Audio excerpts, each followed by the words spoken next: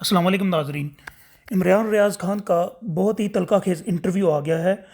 इमरान रियाज़ खान का कहना है कि नवाज़ शरीफ की सियासत का अख्ताम अच्छा होना चाहिए था, लेकिन 40 साल जिस आदमी ने सियासत की हो, इसका अख्ताम बहुत ही अच्छा होना चाहिए था। ये अख्ताम बड़ा इबरतनाक है कि इस वक्त वो जिस किस्म की सपोर्ट वो लेकर आ रहे हैं, जैसे वो जूते तलवे चाट के आ रहे हैं, इसके बावजूद वो इलेक्शन लड़ रहे हैं।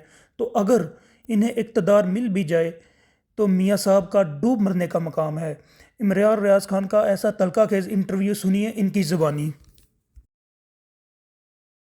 वोट वो ले रहे हैं ना, अपने मुखालिफ को बांध के, उससे बल्ला छीन के, उसकी विकेट उखाड़ के, क्राउड को डंडे मार के कि तुम मेरे लिए नारे लगाओ, ज़बरदस्ती लोगों को भर भर के ला के, सारा सिस्टम अपने साथ, थर्ड अंपायर को भी अपने साथ मिला, ये सब कुछ करने के बाद मियाँ साहब अगर ये इलेक्शन लड़ रहे हैं तो इन्हें इक़्तिदार मिल भी जाए ना, तो ये डूब मरने वाला मुकाम है।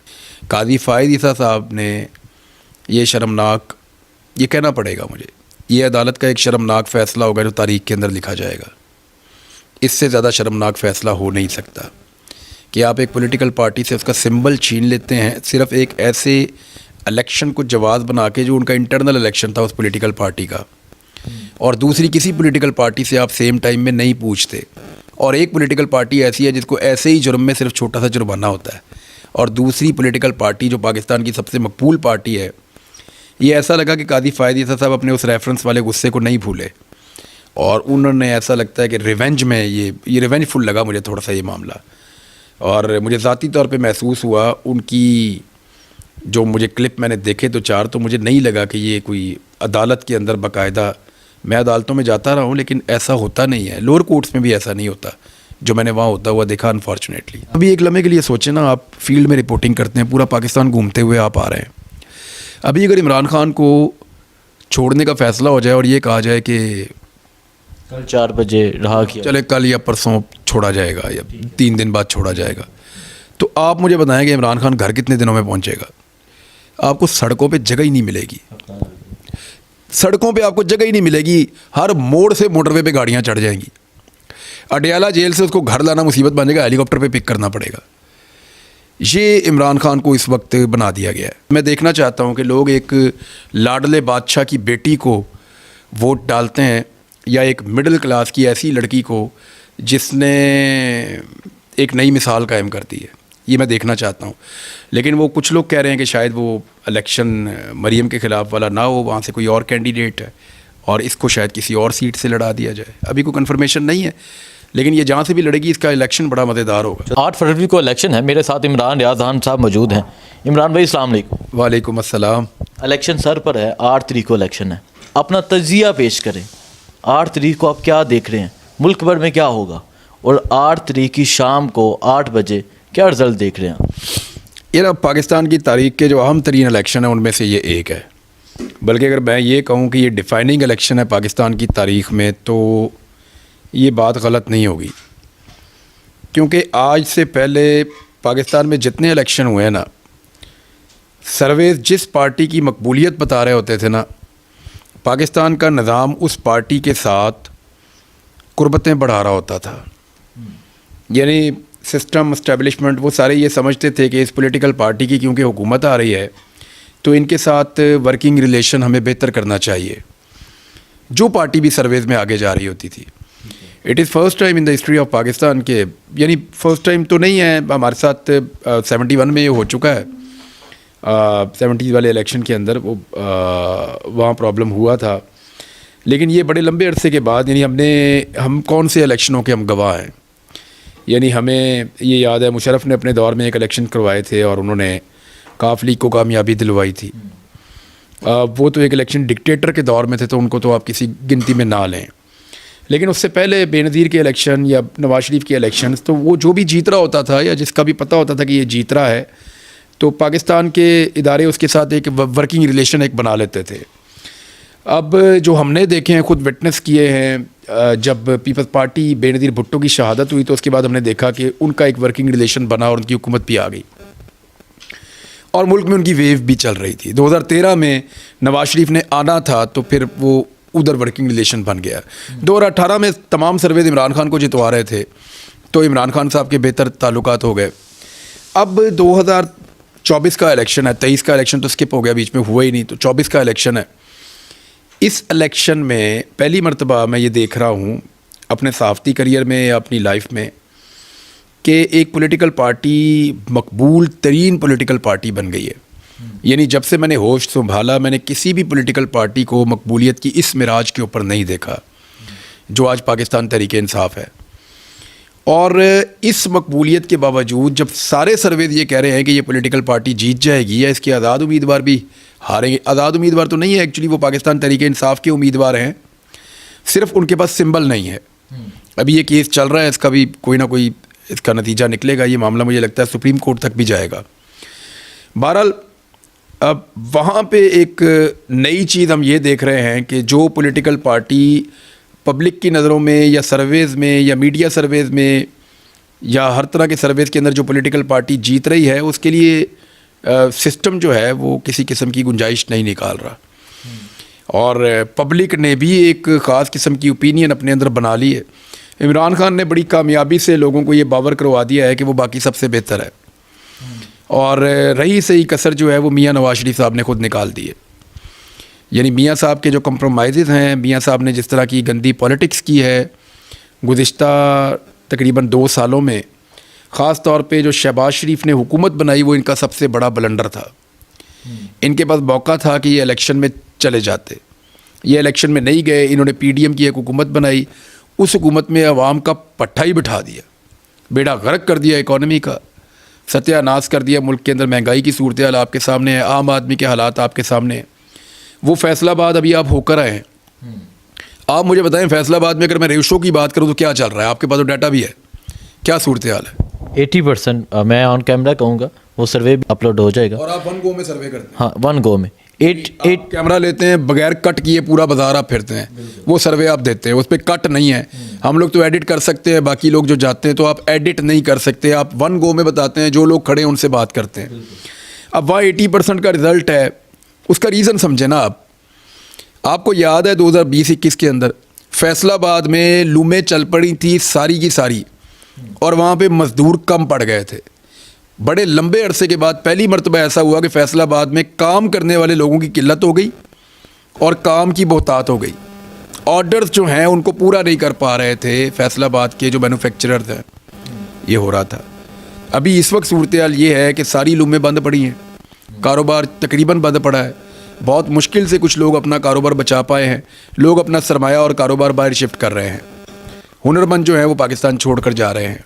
ये पीडीएम की 1.5 साल हुकूमत ने इस मुल्क को तोहफे दिए हैं। ये मियाँ साहब का एक बहुत बड़ा ब्लंडर था ये हुकूमत बनाना, और उसके बाद जिस तरह की सियासत मियाँ साहब ने की इंतकामी, इस पीडीएम की हुकूमत ने जिस तरीके से इंतकाम लिया लोगों से, उस चीज़ ने इनकी शोहरत को मज़ीद दागदार किया। लोग रिएक्शन में आ गए हैं। अब लाहौर ज़्यादा शहर, मैंने आज वहाँ पे अपनी टीमें भिजवा के हमने सर्वे करवाया था पिछले 2 दिन में। मुझे थोड़ी सी कमी बेशी हो जाए तो शायद 187 मुझे वोट पड़ता है। 187 लोगों ने कहा था कि मुझे याद पड़ता है कि हम यास्मीन राशिद को वोट करेंगे, और 99 लोगों ने कहा कि हम नवाज शरीफ को वोट करें। यास्मीन राशिद जेल में है, नो कैंपेन, नो पब्लिसिटी, कुछ बैनर, एक पोस्टर नहीं है पूरे हल्के। लोगों को पता है कि उनका इंतखाबी निशान क्या है। हैरत की बात यह है, लोग बड़े ज़हनी तौर पे तैयार हैं। ये अगर कोई सोच रहा है कि लोगों को पता नहीं चलेगा कि उनका इंतखाबी निशान क्या है या उनको किसको वोट करना है, आज़ाद उम्मीदवार को, तो लोगों को पता है। अब वहाँ पे यास्मीन राशिद नवाज शरीफ को डबल मार्जिन से मार रही थी जो हमने सर्वे करवाया।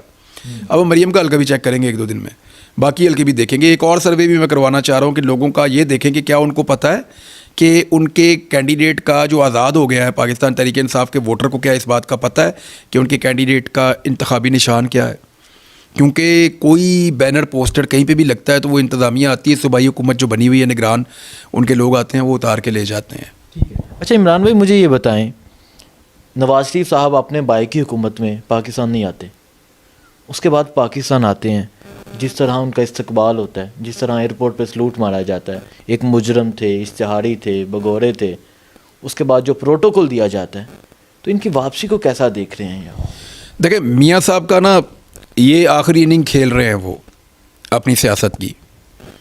इसका इख्तिताम अच्छा होना चाहिए था। मुझे उनके लिए अफसोस होता है। यानी एक ऐसा शख्स जिसने सियासत शुरू की उस वक्त ज़िया-उल हक साहब की किस ज़ेर साया उन्होंने काम शुरू किया, जनरल जिलानी से इनका काम शुरू हुआ। फिर ये कभी इनकलाबी बन जाते थे, कभी ये कंप्रोमाइज़ कर लेते थे, डीलर बन जाते थे। तो मियाँ साहब की सियासत में बहुत सारे उतार चढ़ाव हैं। कई मरतबा उन्होंने लोगों को ये साबित करने की कोशिश की कि वो इनकलाबी हैं, लेकिन हर मरतबा जिन लोगों ने उनको इनकलाबी समझ के उनके पीछे 4 कदम चले तो 5वें कदम पे उनको पता चलता था कि ये तो वही आदमी है।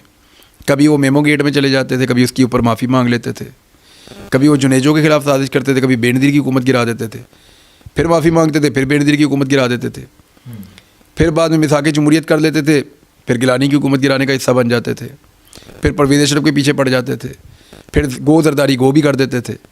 तो नवाज शरीफ साहब ने पाकिस्तान में हुकूमतें गिराने का रिकॉर्ड कायम किया है। सबसे ज़्यादा इन्होंने साजिश की है मियाँ साहब ने। लेकिन देखिए, हर आदमी ये चाहता है कि वो अपने मैच का इख्तिताम, फिनिशिंग उसकी अच्छी होनी चाहिए। आपको याद है शाहिद अफरीदी ने कहा था कि मुझे इज़्ज़त के साथ एक ऐसा मैच है जो मुझे फेयरवेल मैच दिया जाए जिसको खेल कर मैं रिटायर हूँ। उस वक्त वो खेल नहीं पा रहे थे तो शायद फिर उसको वो मैच उनको उनकी मर्ज़ी का मिला नहीं। तो वही शाहिद अफरीदी के साथ, यानी ये मैं एक मिसाल आपको दी है। He was a great player. उन्होंने पाकिस्तान को बहुत सारे मैच जितवाए भी हैं। अगर मैं क्रिकेट के ग्राउंड में कहूँ तो वो शाहिद अफरीदी तो he is one of the best. मैं गेम में नहीं कह रहा, लेकिन थ्रिल में कह रहा हूँ। थ्रिल उनका बहुत था, बड़े लंबे शॉट्स भी वो मारते थे, बॉलर बहुत अच्छे थे। ही वॉज ऑलराउंडर और फील्डर बहुत अच्छा था, बड़ा दलेर प्लेयर था। कौम की और जो टीम है उसकी जान था। कि जो आखिरी इनिंग है ना, यार इनिंग है बाकी काम अच्छा मैंने करने से मुझे याद आ गया कि अच्छा इख्तिताम करने के बारे में ही वो शाहिद अफरीदी वाला मामला जो था, वो अच्छा इख्तिताम मियाँ नवाज शरीफ साहब का होना चाहिए था। लेकिन 40 साल एक आदमी ने सियासत की है, 40 साल से ज़्यादा हो गया ऑलमोस्ट। उसका इख्तिताम अच्छा होना चाहिए था। ये इख्तिताम बड़ा इबरतनाक है कि इस वक्त जिस किस्म की सपोर्ट वो ले रहे हैं ना, अपने मुखालिफ को बांध के, उससे बल्ला छीन के, उसकी विकेट उखाड़ के, क्राउड को डंडे मार के कि तुम मेरे लिए नारे लगाओ, ज़बरदस्ती लोगों को भर भर के ला के, सारा सिस्टम अपने साथ, थर्ड अंपायर को भी अपने साथ मिला, ये सब कुछ करने के बाद मियाँ साहब अगर ये इलेक्शन लड़ रहे हैं तो इन्हें इक़्तिदार मिल भी जाए ना तो ये डूब मरने वाला मुकाम है। ये वाकई शर्मिंदगी वाली बात है। क्या मियाँ साहब ने अपने आप को शीशे में नहीं देखना? क्या उन्होंने ये नहीं देखना कि किस जुल्म और जबर के साथ उनको ये हुकूमत मिली है? क्या उन्होंने ये नहीं देखना कि मैदान में मुकाबला हुआ या नहीं हुआ? मियाँ साहब ने मैदान में मुकाबला नहीं किया। मियाँ साहब ने मेरी उस बात को सच साबित किया कि जब भी मौका आएगा ये बंदा भाग जाएगा, और यही किया मियाँ साहब ने। आपने एक बात ऐड की कि आखिरी इनिंग वाकई आखिरी होगी, इसके बाद नो चांस, ख़त्म, क्रॉस लग जाएगा। देखिए मियाँ साहब जो ला रहे हैं, कह रहा हूँ, देखिए आगे उनके बच्चे तैयार हैं, अब उनकी 75 साल के करीब उम्र हो गई है। तो यहाँ पे आखिरी इनिंग ये होती है पाकिस्तान में 75 साल वाले की। आपको लगता है कि 80 साल के बाद मियाँ साहब फिर इलेक्शन लड़ रहे होंगे? अल्लाह उन्हें ज़िंदगी दे, लेकिन बस भी हो जाती है ना बंदे की। आगे शहबाज शरीफ है, हमज़ा है, मरियम है, इनकी ख़ानदान में तो लाइन लगी हुई है। नीचे मरियम के बच्चे भी हैं और भी हैं लोग, वो कहते हैं जी हम बनेंगे कल को, और पार्टी के अंदर भी और लोग चाहते होंगे। तो एक दिन आता है हर आदमी रिटायरमेंट लेता है। मियाँ साहब की ये आखिरी इनिंग है, मैं इसलिए कह रहा हूँ। और कौम पहचान गई है, कौम को बड़ी अच्छी तरह पहचान हो गई है। ये वो लाहौर शहर जहाँ पे मियाँ नवाज शरीफ साहब ने रूल किया, ये वो लाहौर शहर जहाँ इनका तोती बोलता था। यहाँ पे आज ये लोग मोनी रोड पे, जहाँ पे नवाज शरीफ साहब का अपना ससुराल है, वहाँ पे ये लोग 1000 बंदा नहीं इकट्ठा कर सके। 150-200 लोग थे मियाँ साहब के आगे पीछे, उनमें से ज़्यादा इनके अपने ज़ाती मुलाजिम थे। गाड़ियाँ जो रायविंड से चली थी वही थी, और पुलिस का सिक्योरिटी और प्रोटोकॉल था। यहाँ थोड़ा सा आगे देखो, 4 गाड़ियों के बाद तो सब खाली था, पीछे देखो तो 8-10 गाड़ियों के बाद सब खाली था। और बच्चे वहाँ पे भी छतों से चोर चोर के नारे लगा रहे थे। लोग पीटीआई के झंडे दुकानों में से निकाल के इनको इशारे गंदे कर रहे थे। अब मोनी रोड पे अगर मियाँ साहब के साथ ये होना था तो ये सियासत का अच्छा अंजाम तो नहीं है ना यार। अच्छा, वैसे क्या देख रहे हैं ओवरऑल KPK में? लाहौर की तो बात आपने कर ली, पिंडी में, उसके अलावा जनूबी पंजाब में, सिंध में, कराची में, क्या देख रहे हैं आप? KPK की स्टार्ट कीजिए। KPK में ना एक सर्वे करवाया है, और वो सर्वे भी किसी ने उसको पब्लिक नहीं किया, और वो जिन्होंने करवाया उन्होंने पब्लिक करना भी नहीं था। 91% पे पाकिस्तान तहरीक इंसाफ थी उस सर्वे में, और सर्वे आज से 2.5 माह पहले हुआ था। अब 91% पे एक पॉलिटिकल पार्टी का अगर सर्वे खैबर पख्तूनख्वा से आ रहा है तो उससे हुकूमत कैसे ली जा सकती है? उससे बल्ला ही लिया जा सकता है, हुकूमत तो नहीं ली जा सकती। काजी फ़ायद ईसा साहब ने ये शर्मनाक, ये कहना पड़ेगा मुझे, ये अदालत का एक शर्मनाक फ़ैसला होगा जो तारीख़ के अंदर लिखा जाएगा। इससे ज़्यादा शर्मनाक फ़ैसला हो नहीं सकता कि आप एक पॉलिटिकल पार्टी से उसका सिंबल छीन लेते हैं सिर्फ़ एक ऐसे इलेक्शन को जवाज़ बना के जो उनका इंटरनल इलेक्शन था उस पॉलिटिकल पार्टी का, और दूसरी किसी पॉलिटिकल पार्टी से आप सेम टाइम में नहीं पूछते। और एक पॉलिटिकल पार्टी ऐसी है जिसको ऐसे ही जुर्म में सिर्फ छोटा सा जुर्माना होता है, और दूसरी पॉलिटिकल पार्टी जो पाकिस्तान की सबसे मकबूल पार्टी है, ये ऐसा लगा कि काजी फ़ायद ईसा साहब अपने उस रेफरेंस वाले गुस्से को नहीं भूले, और उन्होंने ऐसा लगता है कि रिवेंज में ये रिवेंजफुल लगा मुझे थोड़ा सा ये मामला। और मुझे ज़ाती तौर पे महसूस हुआ उनकी जो मुझे क्लिप मैंने देखे तो 4, तो मुझे नहीं लगा कि ये कोई अदालत के अंदर बाकायदा, मैं अदालतों में जाता रहा हूँ लेकिन ऐसा होता नहीं है, लोअर कोर्ट्स में भी ऐसा नहीं होता जो मैंने वहाँ होता हुआ देखा अनफॉर्चुनेटली। आपने फ़ैसला किया आपने सुप्रीम कोर्ट नहीं जाना, वो बात चल रही थी, आप अगर आपको बुलाते हैं तो आप जाएंगे? बुलाएंगे, मैं ज़रूर जाऊँगा, मैं कभी भी इनकार नहीं किया। सुप्रीम कोर्ट मुझे बुलाएगी, जब भी बुलाएगी मैं जाऊँगा उनके पास, वो मेरी सुप्रीम कोर्ट है। वो सिक्योरिटी की बात करते हैं, कहाँ से सिक्योरिटी दें, फ़ौज बुला लें? मुझे बुला लें, मैं चला जाऊँगा, वो मुझे जब बुलाएंगे मैं चला जाऊँगा उनके लिए। अच्छा इमरान भाई, मुझे ये बताएं, इमरान खान के हवाले से बात करते हैं। यकीनन पाकिस्तान के 70+ लोग अभी इमरान खान को चाहते हैं, इमरान खान को वोट देना चाहते हैं, लेकिन इमरान खान जेल में कई माह गुजर गया है। 5 अगस्त को गिरफ़्तार किया गया था। क्या देख रहे हैं जेल में इमरान खान क्यों लेके गए, अब कब रहा किया जाएगा? ये जो पूरा सिस्टम है ना, या पीडीएम की हुकूमत थी, इनमें आप शामिल कर लें स्पेशली जो उस वक्त का वज़ीर दाखिला था राना सनाउल्लाह, शहबाज शरीफ, ये सारे लोग, और पीपल्स पार्टी को भी ये लगता था, फजलुर रहमान साहब ख़ास तौर पे, और पूरा निज़ाम इस्टेब्लिशमेंट। इमरान खान ना इनको ये बावर करवाने में कामयाब हो गए कि मैं गिरफ़्तारी से डर रहा हूँ। ज़मान पाक जब ऑपरेशन जो भी हो रहा था, इमरान खान ने बड़े तरीके से इनको, मुझे ऐसा लगा कि उनको डिसीव कर दिया। हालांकि मैं ये जानता था, मेरी ये इमरान खान साहब से बात भी होती रहती थी, वो गिरफ़्तारी से बिल्कुल डर नहीं रहा था। इमरान खान ने अपना बैग भी तैयार किया हुआ था कि मैं गिरफ़्तारी के लिए तैयार हूँ, लेकिन तासुर ऐसा बनाया गया, कुछ लोगों के स्टेटमेंट थे, कुछ लोग बातें कर रहे थे, कुछ इनकी अपनी पार्टी के अंदर ऐसे लोग थे जो बाहर बातें पहुँचा रहे थे, या इमरान खान साहब जानबूझ के ये चाहते थे लोग उनके बारे में ऐसा सोचें, तो ये तासुर इमरान खान बनाने में कामयाब हो गए कि मैं गिरफ़्तारी से डर रहा हूँ। अब ये जो तासुर इमरान खान बनाने में कामयाब हुए कि मैं गिरफ़्तारी से डर रहा हूँ, उसकी बुनियाद के ऊपर उनको फाइनली गिरफ़्तार कर लिया गया। मुझे ऐसा लगता है कि इमरान खान का ट्रैप काम कर गया, वो जो चाहते थे वहाँ पे सबको घेर कर ले आए। अब वो आदमी जेल में है। अब मुझे आप ये बताएं कि इमरान खान जेल से बाहर होते, रोज़ाना 100 जुमले बोलते, 100 में से 2 जुमले पकड़े जाते, कोई ना कोई गलती निकालता, कोई ना कोई कुछ करता, कहीं कुछ बोलने को मिलता अपोजिशन को। आज इमरान खान के ख़िलाफ़ क्या बयानिया है? कुछ भी नहीं है।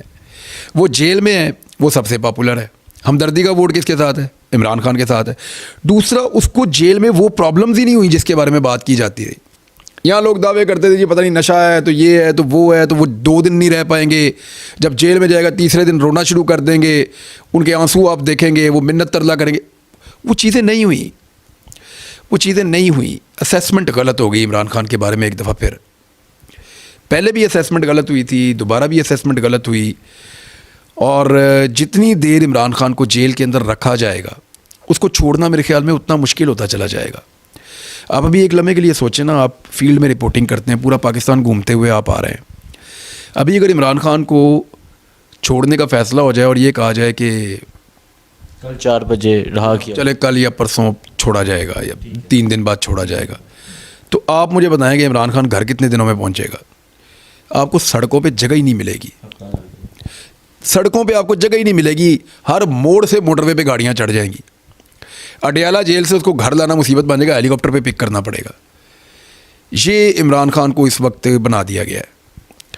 यही इमरान खान के ख़िलाफ़ जब इमरान खान ने असम्बलियाँ तोड़ी थी, तब इलेक्शन करवाती उस वक्त की अपोजिशन या पीडीएम की जमातें, तो शायद वो इमरान खान को शिकस्त दे लेते। उन्होंने सारा मौका ज़ाया किया, फिर अपनी बैड गवर्नेंस के ज़रिए से जो कोई लोगों को थोड़ी बहुत उम्मीद थी वो भी ख़त्म कर दी। यानी अगर किसी को गलतफहमी थी कि शहबाज शरीफ बहुत अच्छा एडमिनिस्ट्रेटर है तो वो भी गलतफहमी दूर होगी। सारी चीज़ें एक्सपोज होने के बाद इस वक्त इमरान खान की मकबूलियत जो है उसको पंजाब के अंदर तो वो 70% की ऑलमोस्ट 60-70% के बीच में कहीं एग्जिस्ट करती है अलग अलग ज़िलों में। वो सिंध में पीपल्स पार्टी से आगे है अगर फेयर इलेक्शन हो तो। बलूचिस्तान में आज लोग उसका नाम लेते हैं, कबायली इलाकों में उसका नाम लेते हैं, केपी में वो 90% पे खड़ा है। अब कैसे शिकस्त दी जा सकती है? इस्लामाबाद में लोग दूसरी पार्टी का नाम ही नहीं सुनना चाहते। ये सिचुएशन पैदा हो गई है पाकिस्तान में, ये सिचुएशन पैदा हो गई है। लोगों की पाकिस्तान की पूरी सियासत एक शख्सियत के गिर्द घूम रही है। आज इमरान खान जो है उसको डिस्कस आप नहीं कर सकते, उसके बारे में आप ज़्यादा वो नहीं कर सकते, उसके बयानात आप नहीं चला सकते। लेकिन क्या आप नहीं देखते कि पाकिस्तान में गुज़िश्ता 200 टॉक शोज़ आप उठा लें पिछले 1 महीने के, क्या कोई एक भी टॉक शो इस नाम के बगैर या इस शख्स के बगैर हुआ है? सारी सियासत उसके इर्द गिर्द घूम रही है। नवाज शरीफ साहब ने जो धोखे में अपने आप को रखा और अपने दोस्तों को रखा कि मैं जब पाकिस्तान आऊँगा तो लोग इमरान खान का नाम भी भूल जाएंगे और मैं मकबूलियत की मिराज पे चला जाऊँगा और पाकिस्तानी जो हैं वो मेरे पीछे लग जाएंगे और मैं एक बहुत बड़ी वेव क्रिएट कर दूँगा, वो ये अनफॉर्चुनेट रहे मियाँ साहब नहीं कर पाए। क्योंकि मियाँ साहब के अपने कॉम्प्रोमाइज़, पैंतरे बदलना, बार बार डीलें करना, बार बार बीमार हो जाना, हर दफ़ा बीमार होकर निकल जाना, बुरे वक्त में भाग जाना कारकुन को छोड़ के, इन चीज़ों ने मियाँ साहब को और उनकी पार्टी को डैमेज किया है। वहाँ बहुत मायूसी है। इमरान खान के पास जो सबसे बड़ी इस वक्त स्ट्रेंथ है, अगर इमरान खान को कमज़ोर करना है तो सिर्फ एक ही तरीका है कि इमरान खान मुल्क से चला जाए। वो इमरान खान मान नहीं रहे। कहा यह जा रहा है कि इमरान खान को कहा गया आप मुल्क से चले जाएं, तो ये तो इवन कि मैंने भी सवाल किया था, तो यही तरीका है। तो उन्होंने कहा मैं ये इमरान खान को ख़त्म करने के 2 ही तरीके हैं, या तो इसको एक कमज़ोर हुकूमत दे दी जाए पहले की तरह की और 2 साल इंतज़ार किया जाए, कमज़ोर हो जाएगा। क्योंकि जो हालात पाकिस्तान के बन चुके हैं ना, कोई भी हुकूमत आके, मैं सीरियसली आपको कह रहा हूँ, कोई भी हुकूमत आके पब्लिक उम्मीद ना रखे कि वो आते ही इसको जादू से ठीक कर देगी। जो हालात बन गए हैं पाकिस्तान के, इसमें सालों लग जाएंगे, 3 साल तो एटलीस्ट लगेंगे पाकिस्तान की कमर को सीधा होने में। तरक्की तो बहुत दूर की बात है, हालात की बेहतरी तो बहुत दूर की बात है। जहाँ हम पहुँच गए हैं यहाँ पे बड़ी कुर्बानियाँ भी देनी पड़ेगी कौम को इलेक्शन के बाद भी। तो मामला ये है कि इमरान खान भी आ गया तो नहीं होगा। 2 तरीके हैं जी इमरान खान को कमज़ोर करने के, एक उससे को डील करके उसको पाकिस्तान से बाहर भिजवा दें तो लोग मायूस हो जाएंगे उससे।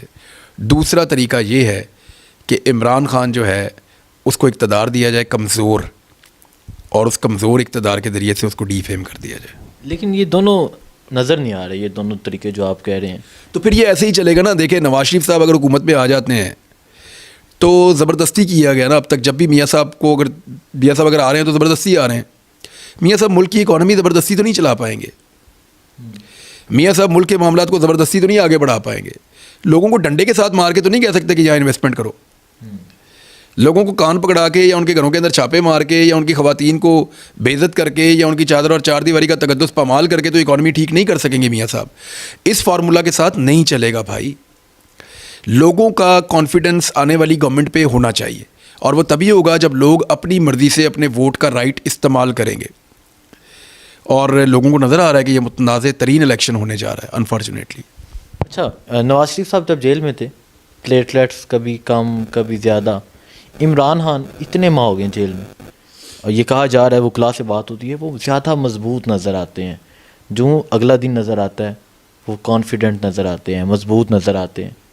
तो क्या वजह है, क्यों ऐसा है? अब देखें ना, नवाज शरीफ के बच्चे हर वक्त कहते थे आज अब्बू को ये हो गया, आज अब्बू को ये हो गया, आज अब्बू को वो हो गया, आज मेरे अब्बू ने ये नहीं खाया, आज अब्बू ने ये नहीं किया, आज फ़लाँ दवाई दी थी, आज प्लेटलेट्स इतने हो गए, आज उनका दिमाग ख़राब हो गया, आज दिल ख़राब हो गया। तो कुछ ना कुछ वो बताते रहते थे। बेचारे शरियानें बंद हो गई हैं, वरीदें खुल गई हैं, कुछ ना कुछ मियाँ साहब की वो बयान करते रहते थे, उनके बच्चे, उनके डॉक्टर, उनके सब।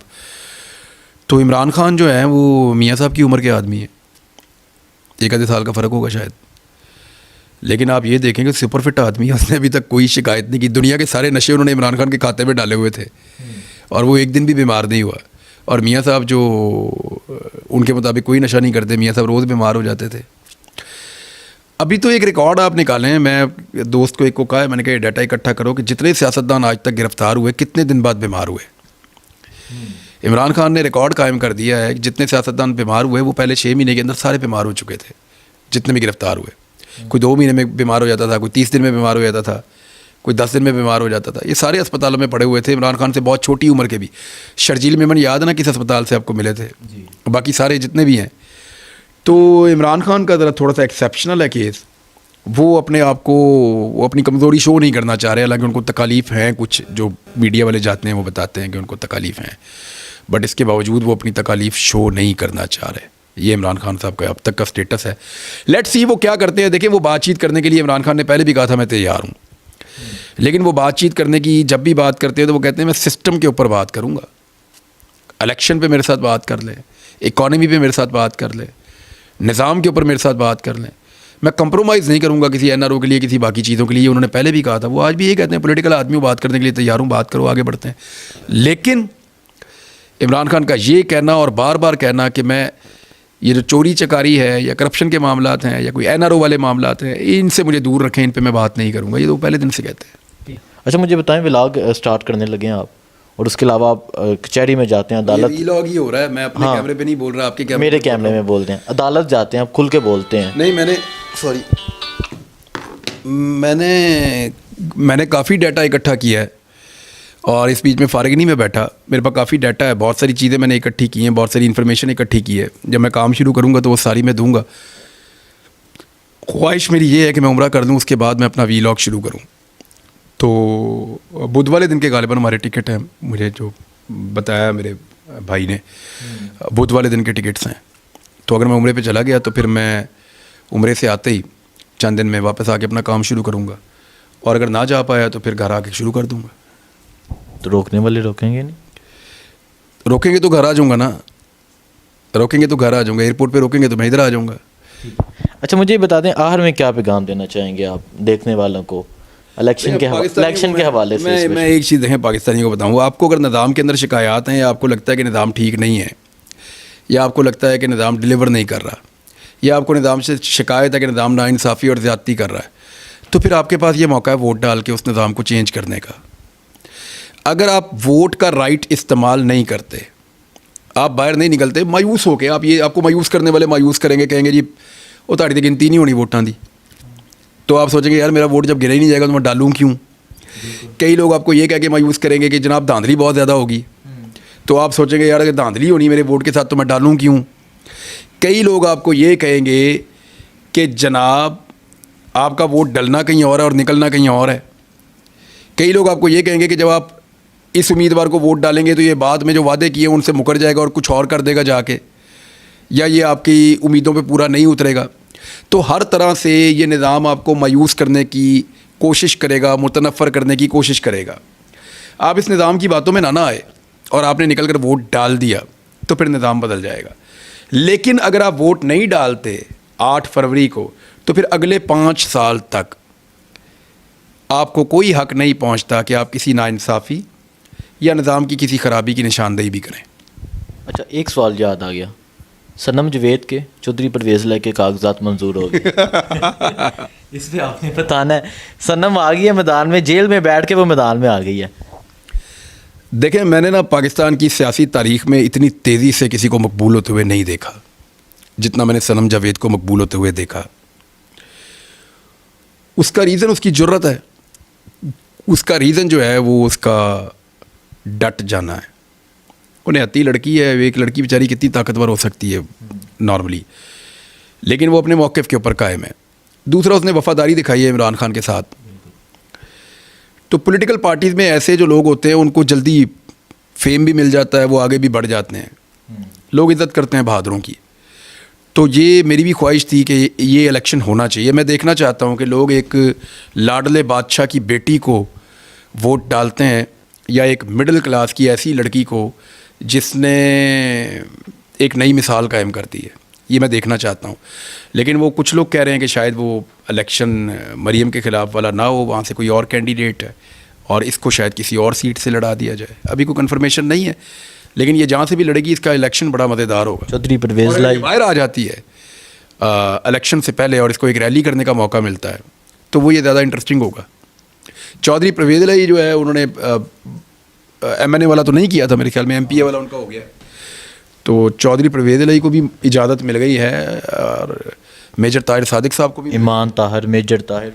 मेजर ताहिर सादिक को मिल गई है। मेजर ताहिर सादिक अटक के अंदर लोग उनको वो बहुत ऑनर करते हैं। मेजर ताहिर सादिक को, बहुत तगड़े आदमी है वहाँ पे, और वो ये सीट निकालेंगे, दोनों निकालेंगे सीटें, मुझे धांधली के बावजूद वो निकाल देंगे। अयाज अमीर की सीट जो है चकवाल में, वो रावलपिंडी और इस्लामाबाद की सूरत हाल आपके सामने है, वो बिल्कुल यकतरफा है। जेलम में फवाद चौधरी वगैरह ने बड़ी कोशिश की, लेकिन नहीं, वो उधर तो बाकी पॉलिटिकल पार्टीज़ का भी। देखिए ये जो बेल्ट है ना आपकी, जो इस्लामाबाद से लाहौर तक पहुंचती है, यहाँ पे तो पाकिस्तान तहरीक इंसाफ का तोती बोलता है। फिर कसूर के अंदर आप जाते हैं तो वहाँ पे थोड़ा सा वो PMLN को वापस रिलीफ मिलता है। लाहौर में 3 सीटों के अलावा नून लीग के पास इस वक्त जो सर्वेज बता रहे हैं जीतने का, वो क्या मुकाबले का भी मार्जिन नहीं है, मुकाबले का भी मार्जिन नहीं है 3 सीटों के अलावा। 3 सीटों में मुकाबला है इनका। तो ये लाहौर में मियाँ साहब की कलाबाजियों ने यहाँ तक पहुँचा दिया नून लीग को। तो इन्होंने ये 6-7 सीटों से वज़ीर-ए-आज़म बनना है। नहीं, वो तो उनको सीटें, तो उनको कोशिश तो वो कर रहे हैं कि उनको सीटें दिलवा दी जाएं। मियाँ साहब जो है वो काफ़ी उन्होंने कोशिश की है कि उनको सीटें दिलवा दी जाएं। डिपेंड करता है कि कितना कम टर्नआउट वो करवा पाते हैं। टर्नआउट जितना कम होगा ना, उतना मियाँ साहब को एक फायदा। पार्टी रह गई है इस्तेहकाम पार्टी, उस पर बात नहीं की। अलीम खान की एक स्टेटमेंट आई थी, मैं काम पार्टी इस्तेहकाम पाकिस्तान, अलीम खान, जहांगीर तरीन।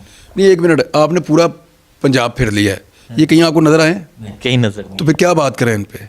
वो इत्तेहाद हो गया। लाहौर में आपने बैनर देखे होंगे, आप भी लाहौर वो मैंने वो देखे हैं यार, वैसे हद हो गई है, खुदा की कसम हद हो गई है। यानी नून लीग के ये हालात आ गए कि उन्होंने एक बिल्कुल नौमौलूद पार्टी और उसमें अननोन किस्म के चेहरे, और उनके साथ इत्तेहाद किया सिर्फ इसलिए कि शायद कोई सीट निकल आए। वो सीट वो वहाँ से फिर भी नहीं निकलनी, सीट फिर भी नहीं निकलनी। आप देख लीजिएगा, ये वो शहर है जहाँ नवाज शरीफ खंबे को टिकट देता था, वो जीत जाता था। फिर मियाँ साहब ने कलाबाजियाँ लगाना शुरू की, और आज वो शहर है जहाँ नवाज शरीफ के मुकाबले में खंबा आता है, सूरत हाल हो गई है। अब धांधली करके ये जो मर्जी कर लें, लेकिन इलेक्शन हो चुका है, उसका रिजल्ट भी आ चुका है। इलेक्शन का रिजल्ट आ चुका है। इमरान रियाज खान ने 8 फरवरी के हवाले से अपना तजिया पेश किया। अब आपने कमेंट करना है आप इस हवाले से क्या कहते हैं। मुझे दीजिए इजाज़त, अल्लाह हाफिज़।